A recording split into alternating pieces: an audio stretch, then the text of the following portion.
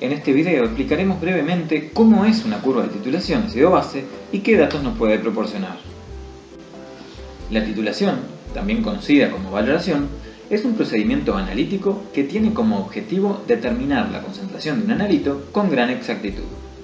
En particular, las titulaciones ácido-base son aquellas en las que la muestra problema es un ácido o una base y se titula con el agregado de una solución de base o ácido respectivamente de concentración conocida. ¿Cómo se realiza una titulación? Utilizaremos como ejemplo la titulación del ácido clorhídrico. La muestra problema, el ácido, se coloca en un matraz y la solución de concentración conocida, hidróxido de sodio, se coloca en una bureta. Esto nos permite realizar el agregado de pequeños volúmenes.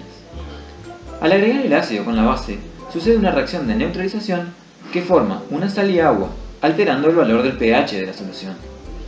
Para monitorear la titulación, se puede medir entonces las variaciones del pH del sistema a medida que agregamos el hidróxido de sodio gota a gota. Y para ello, utilizaremos un electrodo de vidrio capaz de medir la concentración de protones. De esta manera, obtenemos un gráfico de pH en función de la soda agregada, lo que constituye la curva de titulación. Cabe mencionar que existen también métodos colorimétricos para detectar cambios de pH, como es el agregado de fenolftaleína, que desincolora el pH alcalino y se torna fucsia cuando el pH se acerca a la neutralidad. Veamos ahora en detalle la curva de titulación del ácido clorhídrico, un ejemplo de ácido fuerte. En un primer momento, en la muestra problema hay ácido clorhídrico, que al encontrarse en solución acuosa se disocia completamente.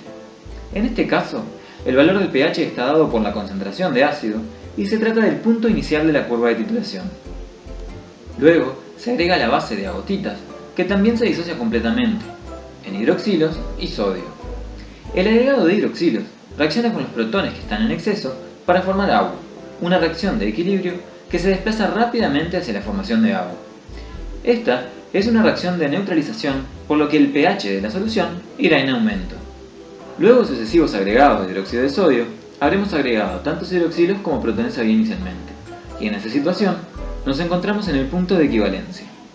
Esto significa que todos los protones del ácido fueron titulados o neutralizados con los hidroxilos que se agregaron.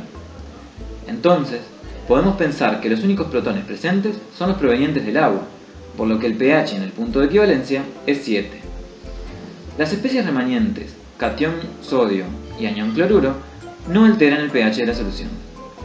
Con repetidos agregados de hidróxido de sodio, el pH de la solución seguirá en aumento hasta un punto que llamaremos punto final. De esta forma, si la concentración del ácido clorhídrico es desconocida, podemos calcularla en función de la concentración de hidróxido de sodio necesaria para llegar al punto de equivalencia. En el caso de que la muestra problema sea una base como el hidróxido de sodio, la titularemos con un ácido fuerte, de concentración conocida, y la curva de titulación tendrá una forma similar, pero el pH irá descendiendo a medida que se agregue la solución de titulación. Las ecuaciones químicas implicadas son las mismas que en el caso anterior.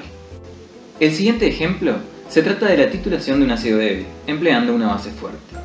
El ácido débil en este caso es el ácido acético. En un primer momento, en la muestra problema hay ácido acético, que al encontrarse en solución se disocia parcialmente. En ese caso, el valor del pH está dado por la concentración del ácido y su constante de equilibrio, por lo que el pH en ese punto inicial lo podemos calcular como se vio en el video de ácidos y bases. En este punto, la especie mayoritaria es el ácido sin disociar. Luego, comenzaremos la titulación con agregados sucesivos de hidróxido de sodio. Este se disocia completamente. El hidroxilo neutralizará los protones que están en exceso para formar agua, por lo que el pH de la solución irá en aumento.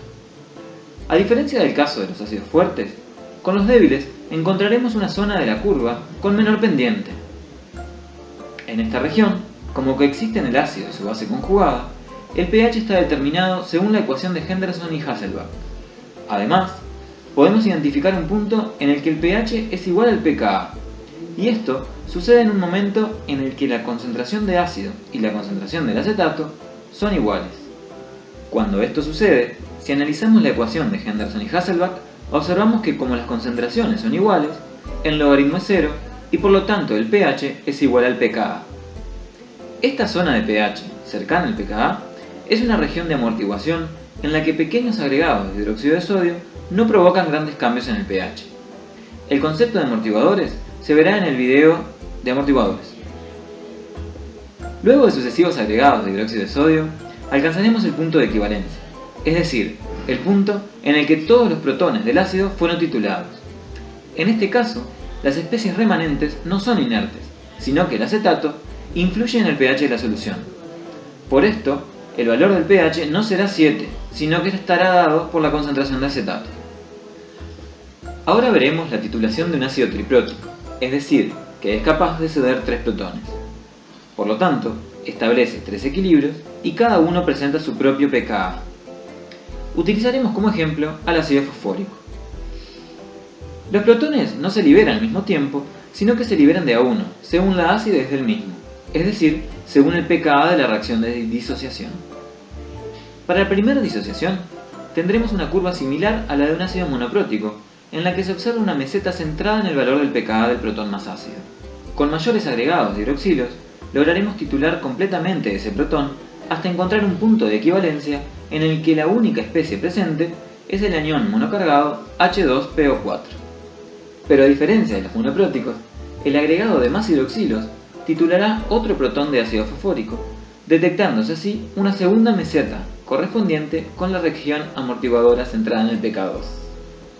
Lo mismo sucederá con el tercer protón, por lo que al finalizar la curva de titulación se observa un total de 3 mesetas, y esto se puede pensar como 3 curvas de titulación contiguas de ácidos monopróticos diferentes.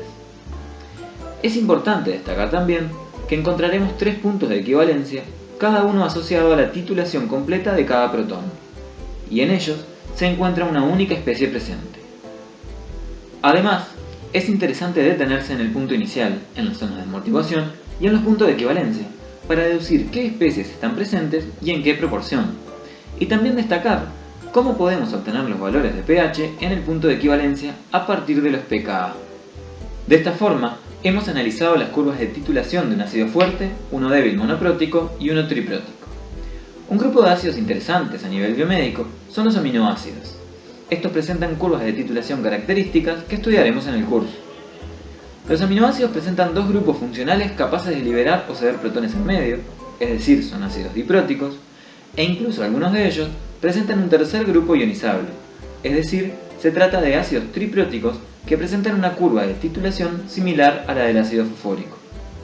¿Te animas ahora a realizar la curva de titulación de un aminoácido como el glutamato? Este presenta 3 grupos ionizables y podrás encontrar en la bibliografía recomendada los datos necesarios para su construcción. Este video fue realizado con el fin de complementar los materiales del curso. Recomendamos consultar la bibliografía disponible.